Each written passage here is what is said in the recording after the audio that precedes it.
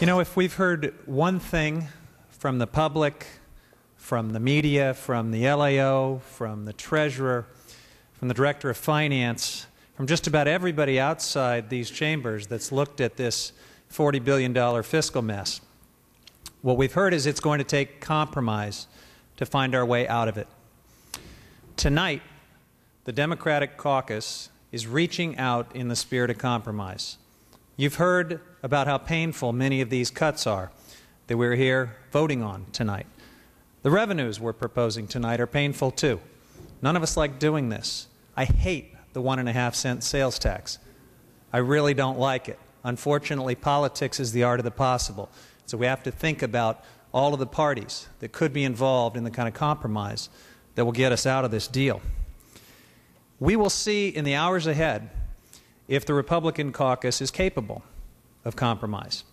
You know, in a prior life, I was an attorney, I did some mediation, I spent about 12 years in local government, and I resolved a lot of disputes. And in my experience, you don't find compromise by saying to a party who has reached out and made concessions, well, thank you for your concessions, and then offering none in return. And I hope that what we heard earlier tonight from the Republican leader was not that type of non-compromise. That is not the way you settle disputes. That is not the way you resolve crises. Now, we have heard a lot about jobs and the economy.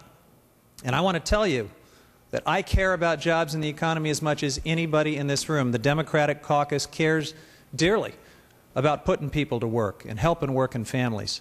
But if you care about jobs and the economy, you can't just care about the jobs that maybe didn't get created because someone had to pay a little more in taxes. You have to also care about the thousands of jobs that are going to be lost if we steer this state off a cliff in the weeks ahead, when we're laying off thousands of teachers and firefighters and healthcare workers and public safety workers. You have to care about the whole economy and about all the jobs that are going to be affected by the decisions we make on this floor tonight.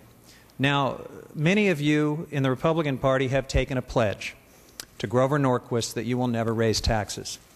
You've also taken a pledge to uphold the Constitution of the state of California. And while it might be nice to pretend that you can fulfill both of those pledges, I think any reasonable analysis would say we have reached a point where you've got to choose. Something's got to give. Governing this state requires that you elevate the interests of the people of this state above Grover Norquist. Leadership and fulfilling your duty to the Constitution and to this state and to your constituents requires that you elevate your pledge to the Constitution above your pledge to Grover Norquist. I urge you to do that. I urge your aye vote in the spirit of compromise tonight.